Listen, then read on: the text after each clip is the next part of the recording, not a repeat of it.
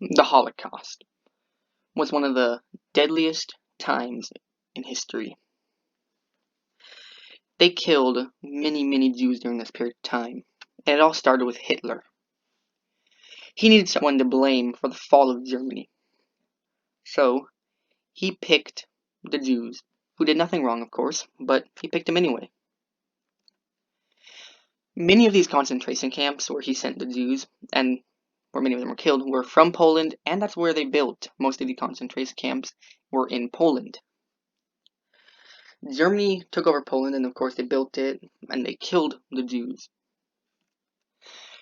At this time, when they began mass building it, there was thousands of square miles of controlled land by Germany. Most of mainland Europe at this time was controlled by Germany, so putting it in Poland, outside of the German, it was in the land of inferior people, basically, in their eyes.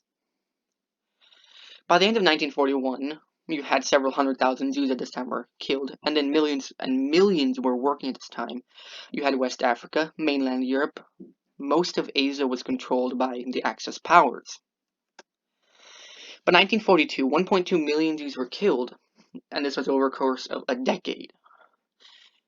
Horrific already.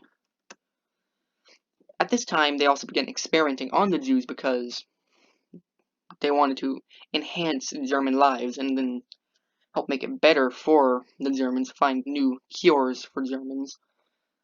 A big company, Bayer, a recognized company today, were a huge part of the experiments and killed thousands of Jews, thousands of disabled people, thousands of old people, thousands of autistic people, most likely killing close to 100,000 people.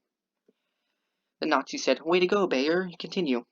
And so, of course, Bayer was not the only company that did this, but they're the only company that's still around today that did it. And they were probably the biggest part of it, the experimentations on the Jews.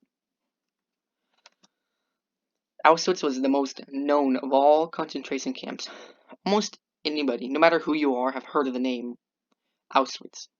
It was known for its brutality and the thousands that it killed. Concentration camps were very brutal places, and there's no word that can describe it. Horrific isn't good enough.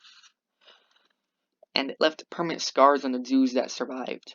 Because for them, they lost many people. Whether it was from the crematories, whether it was from gas, or being shot. They would have lost their brothers, their sisters, their mothers, their fathers, their best friends through this experience. And that's something that they would never forget. Towards the end of World War II, the Germans burned the careful records they kept of the Jews they killed. They began just annihilating the Jews. Within half a year, they had killed more Jews than an entire decade. The entire death toll is hard to know, and we will probably never know the exact death toll. But the death toll was estimated to be at around 11 million dead. A good chunk of that during the final few months of the Germans. Most of these were Polish, and this is probably the worst time to be alive during this time, of course, especially if you were a Jew.